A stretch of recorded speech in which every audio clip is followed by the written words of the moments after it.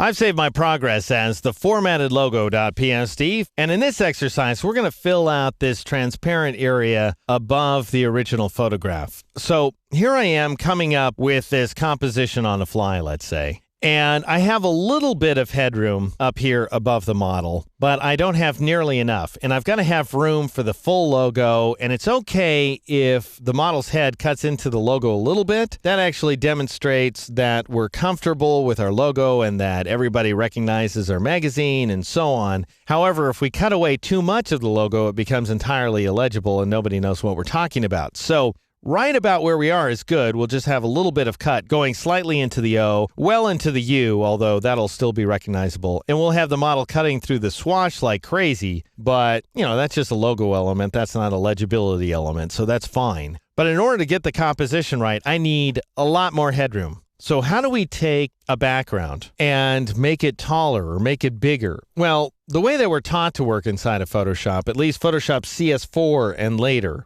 is to use content-aware scale. And just to give myself a little more room, I'm going to collapse my color panel here, and I'm going to drop down to my photograph layer, which is that original image from Andre Pidjas of the Fotolia image library. And so we're led to believe that we need some sort of automated solution. For example, I could select the photograph layer, and I could go up here to the edit menu, and I could choose content-aware scale, a command that I will demonstrate to you in a later chapter of the series, because it does actually have some positive uses. With any degree of luck, you can scale a background independently of a foreground inside of an image, but there has to be a lot of contrast going on. And where this image is concerned, if I go ahead and scale the image upward, I'm stretching the model's forehead, and her forehead's coming farther into the type, and we're also distorting the model to a large extent. And if I press the Enter key or the Return key on a Mac, this is the content-aware scale version of the image, and this is the original version of the image. So the post version, after content-aware scale, basically gives her a big, giant, squishy head, which I don't want for fairly obvious reasons, I think. So I'll press Control-C, Command-Z on the Mac. So automation has failed me. It's always worth a try. Go ahead and give that command a shout and see what it comes up with. But here's an oldie but a goodie technique that actually works great. It's one of those tricks that I have to admit to you, it's really a hack. But you'd be surprised how well it works. So you go ahead and get your rectangular marquee tool, and then you select the top portion of the image in our case, and you want to make sure that you have some margin above the model's head. So I'll go ahead and zoom in here so we can see what that looks like a little tighter. So you want to leave yourself some room, about a half a pica above the model's head, just a few pixels, maybe 10 or so pixels. And then once you've selected that portion of the background image, go ahead and jump it to a new layer, just to be careful, because we are going to apply a permanent modification here. Press Control-Alt-J or Command-Option-J on a Mac to jump and name the layer all at once, and I'll call it Top Area, and then click OK. And now,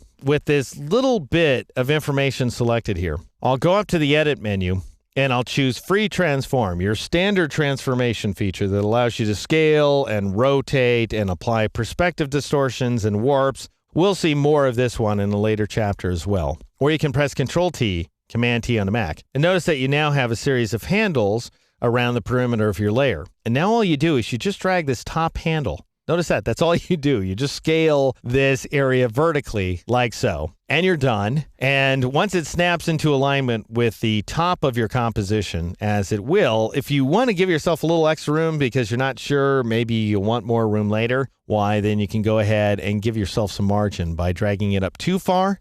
And I figure, what the heck, I might as well do that. And then you might want to take a look at your numerical values up here in the options bar. I've not scaled the width at all, so it remains 100%. My height is now 158.76%, so that's quite the interesting level of interpolation. If you decide to modify this height value, this is very important. You would have to change your reference point here, because right now it's the center. So if you were to increase any of these values, you would transform the layer with respect to this center target right there, which would throw off the registration down here at the bottom. So if I were to say, gosh, I want to round off this value, let's say, then I would first click on this bottom reference point inside this little reference point matrix. And then I would change that value to, say, 162. And then I'd press the Enter key a couple of times in order to accept that modification.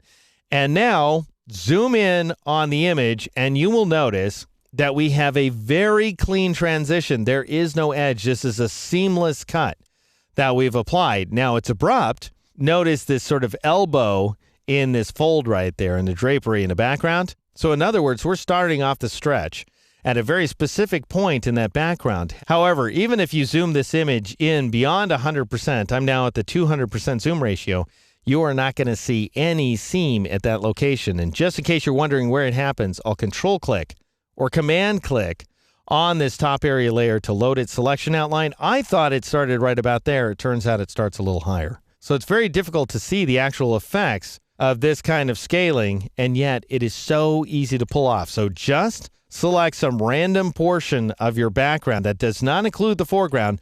Make sure, by the way, to use the rectangular marquee tool because you want a nice clean slice. It's got to be a slice exactly along a pixel line. And the rectangular marquee tool is the only thing that's going to give you that kind of edge. And then go ahead and jump that section to a new layer and scale it using the free transform command. In the next exercise, we're going to redraw this pixel-based swash using a series of vector-based shape outlines.